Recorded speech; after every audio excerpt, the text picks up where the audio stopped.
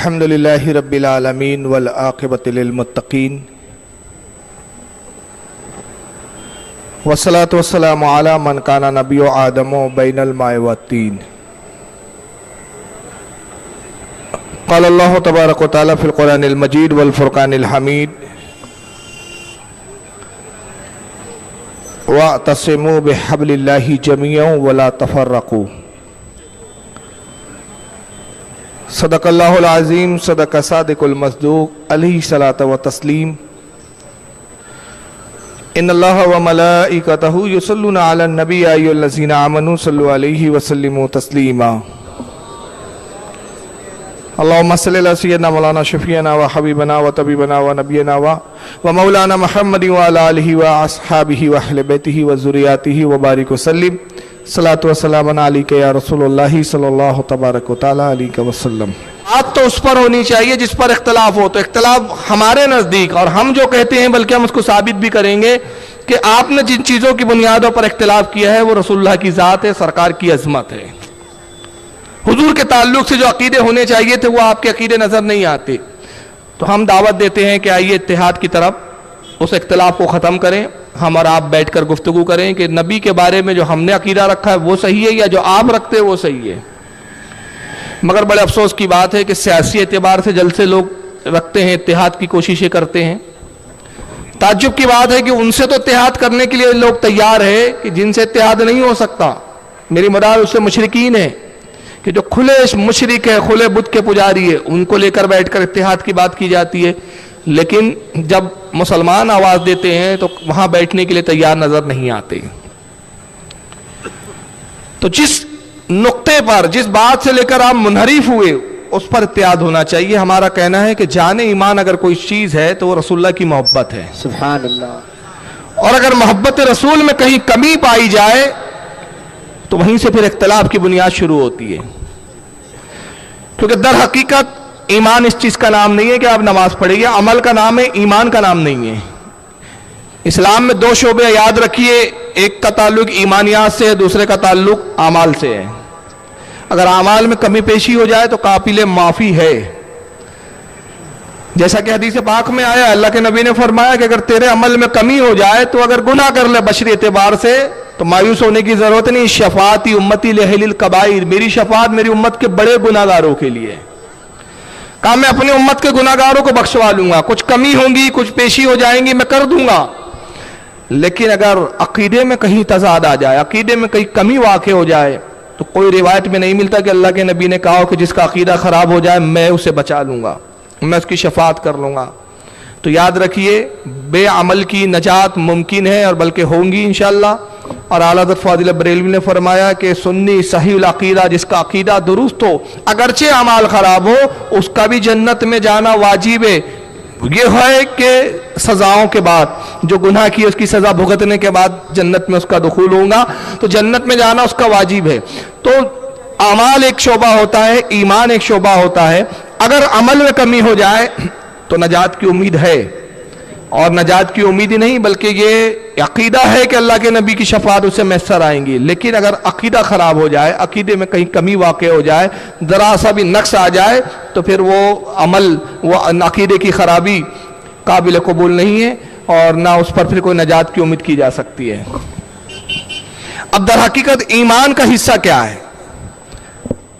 اگر کوئی یہ سمجھتا ہے کہ اللہ کو ماننا ایمان ہے تو یہ ایمان کا ایک حصہ ہے، مگر مکمل ایمان یہ نہیں ہے، کیونکہ دنیا کی بہت سی قومیں ہیں جو شرک کرنے کے باوجود یہ تو مانتی ہے کہ خدا ایک ہے، اللہ ایک ہے، ایشور ایک ہے۔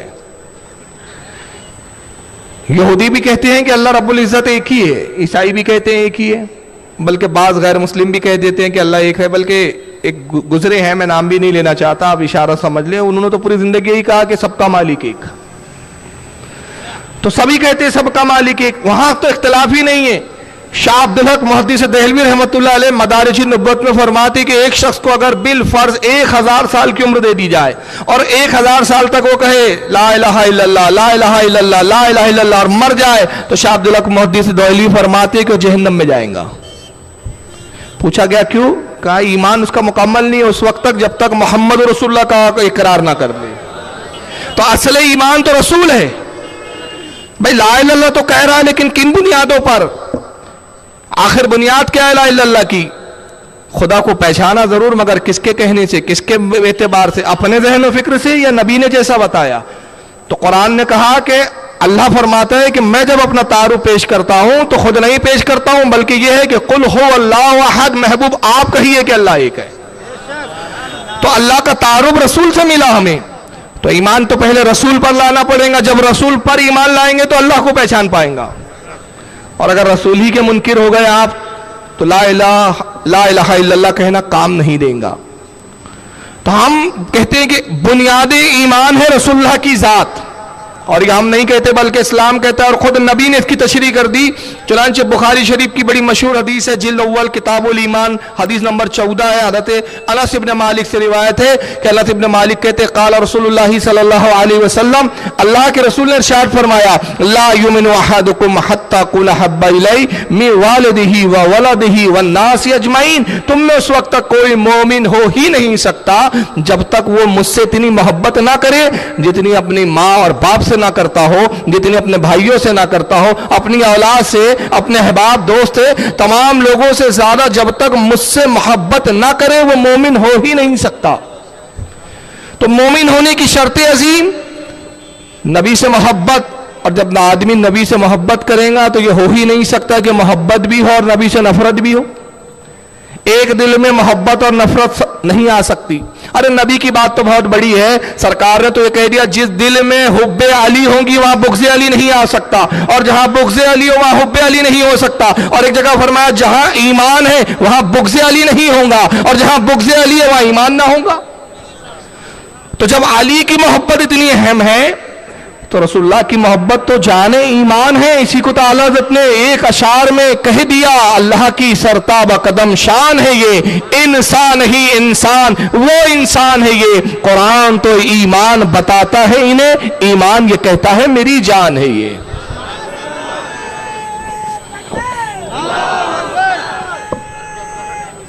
تو یہ اتنا لطافت رکھتی ہے یہ ایمان کا یہ حصہ، اتنی نزاکت ہے اس میں، اتنی نفاست ہے، اتنی لطافت ہے کہ ذرا سی بھی اگر حب رسول میں کمی واقع ہو جائے ایمان ختم ہو جاتا ہے۔ میں اس کے تعلق سے قرآن کی صرف 2 دلیلیں دوں گا، ورنہ دلائل تو بہت ہے، اگر اس پر گفتگو کرے تو بیان ختم ہو جائے لیکن دلائل ختم نہ ہو۔ دیکھیے نبی پاک صلی اللہ علیہ وسلم کی بارگاہ کا ادب، محبت رسول کتنی لازمی ہے اور ادب کتنا ضروری ہے۔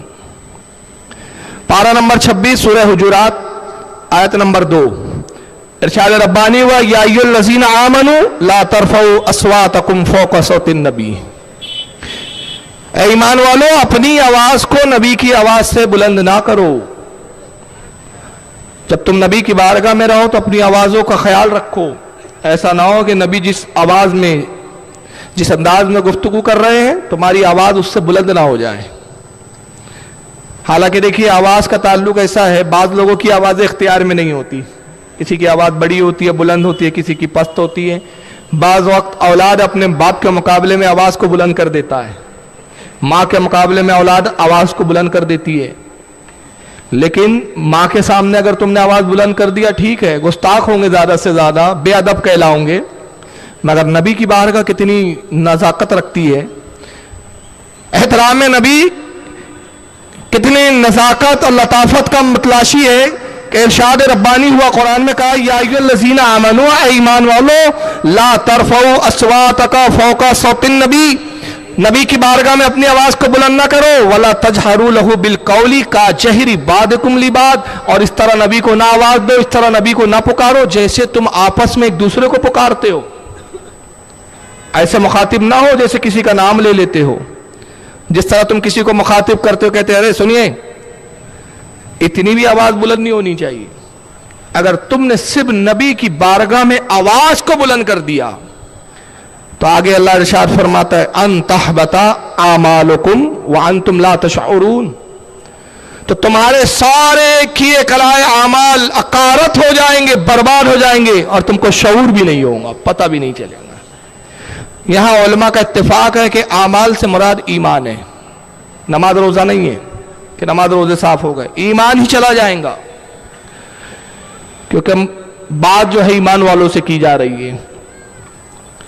اب اندازہ لگائیں آپ کہ نبی پاک صلی اللہ علیہ وسلم کے احترام، نبی کا ادب کتنا اہم ہے، کتنا ضروری ہے کہ اللہ نے فرمایا کہ احترام کا یہ اتنا سا چھوٹا سا حصہ یہ بھی بہت اہمیت کا حامل ہے کہ ہمارے نبی کی بارگاہ میں آواز بھی بلند مت کرو، ہمارے نبی کو ایسا بھی نہ پکارو جیسے تم آپس میں ایک دوسرے کو پکارتے ہو، ادب سے پکارو۔ تو پھر کیسے پکاریں، ادب کیا ہے، کیسے مخاطب کریں نبی کو، اس کے تعلق سے میں نہیں کہتا، بلکہ آئیے عبداللہ ابن عباس کیا کہتے ہیں ان سے سنتے ہیں۔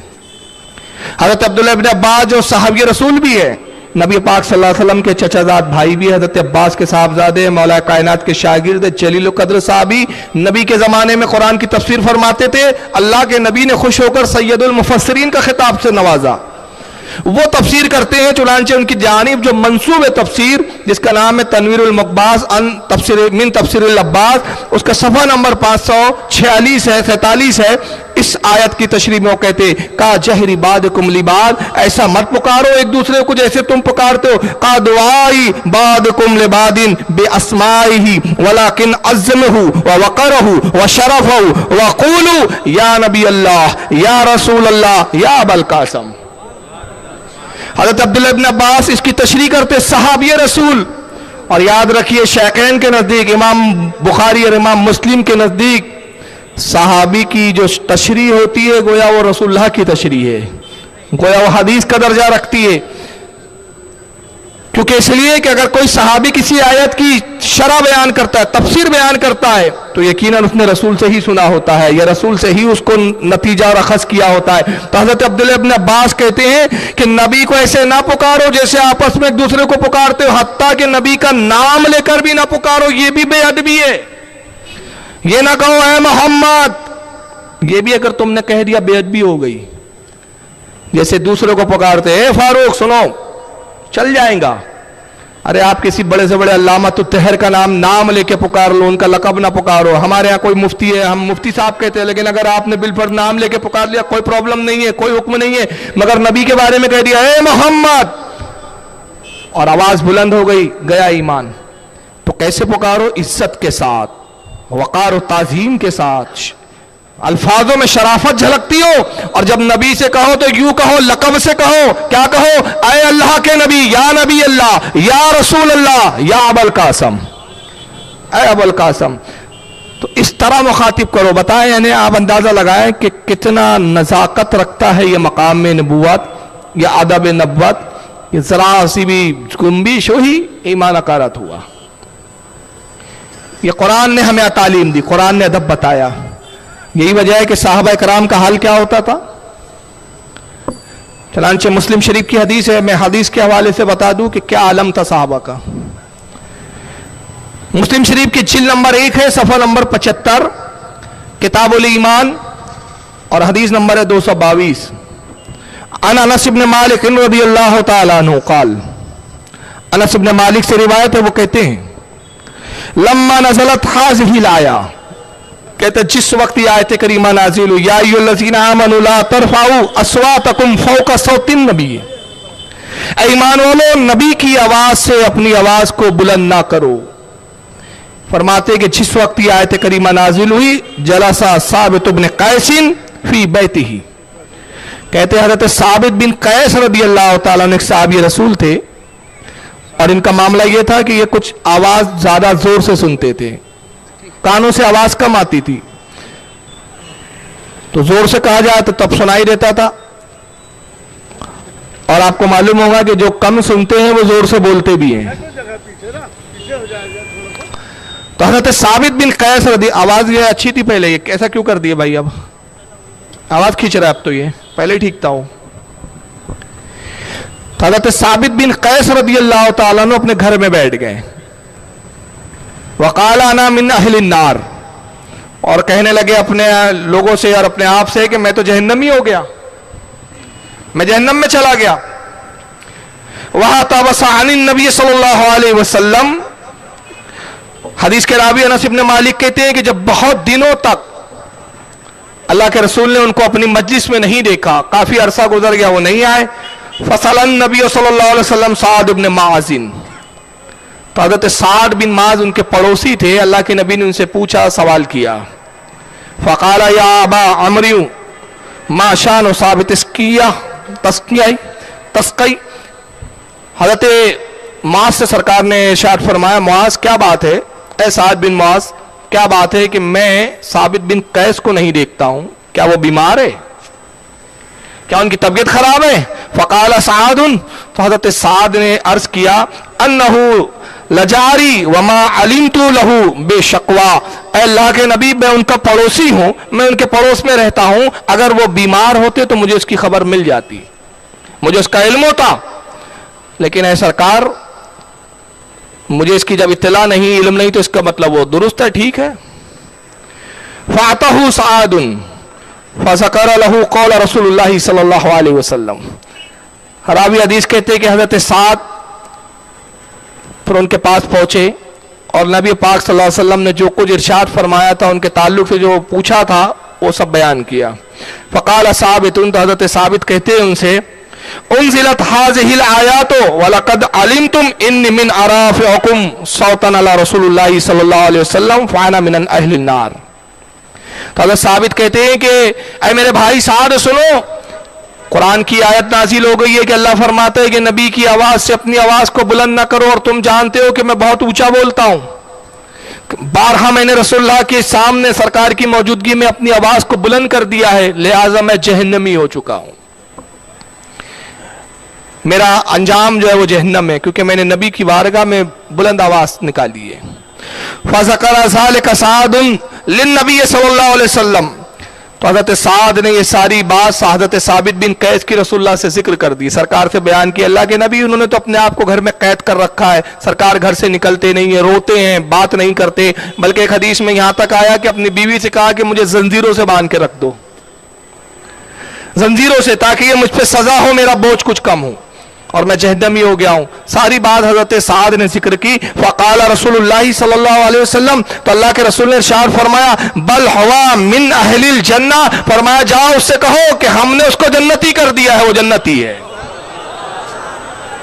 यहां इख्तियार भी पता चला, हालांकि कुरान कह रहे हैं कि नबी की बारगाह में तुम जरा सी भी आवाज को बुलंद करोगे तुम्हारा ईमान बर्बाद हो जाएगा, जहन्नमी हो जाओगे, लेकिन नबी ने इख्तियार बताया, मैं जिसको मुस्तगनी करार दे दूं, अल्लाह ने मुझे इख्तियार दिया है, और ये इख्तियार इसलिए दिया कि खुदा की रजा चाहते हैं दो आलम, खुदा चाहता है रजाए मोहम्मद।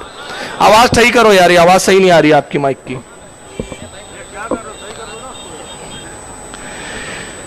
इस हदीस के रावी हजरत अनस इब्न मालिक कहते हैं कि जब हजरत साबित बिन कैस रदियल्लाहु ताला अन्हु हम में बैठते थे, तो आलम यह होता था कि हम आपस में कहते थे कि जिसको अपनी मजलिस में जन्नती देखना हो वो साबित बिन कैस को देख ले। इस हदीस को बुखारी ने भी नकल किया है, मुस्लिम के अलावा, हदीस नंबर 1954। इमाम अहमद ने इसको नकल किया हदीस नंबर 12422 पर। इमाम इब्न हिब्बान ने सही में हदीस नंबर 7168 पर। इमाम हाकिम ने अल मुस्तदरक में इसको नकल किया 5036 में। बहरहाल ये एक मैंने दलील बयान की कुरान अजीम से, जिससे ये साबित होता है कि नबी की बारगाह में आवाज बुलंद करना भी ईमान जाने का सबब होता है। और आइए एक दूसरी में दलील दूं और फिर गुफ्तगू को आगे बढ़ाएं कि रसूलुल्लाह के जमाने में एक शख्स गुजरा है जिसका नाम है वलीद बिन मुगीरा।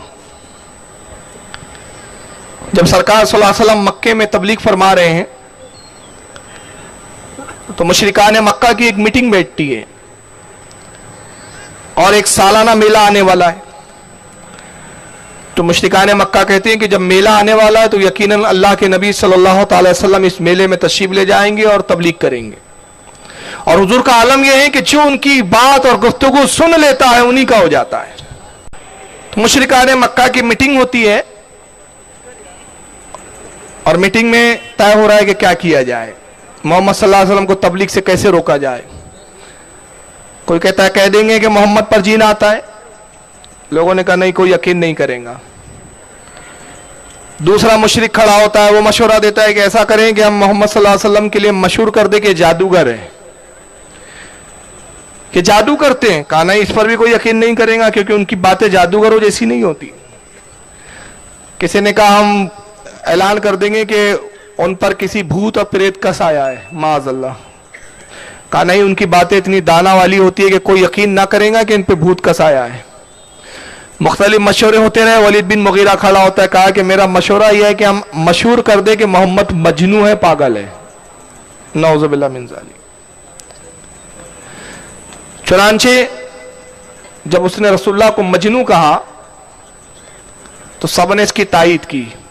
کہا اے ولید تو نے اچھا مشورہ دیا, یہ سب سے بہتر رائے ہے کہ اب جو بھی ملیں گا میلے میں تو ہم کہہ دیں گے محمد کا کلام نہ سننا کہ مجنون اور پاگل ہے.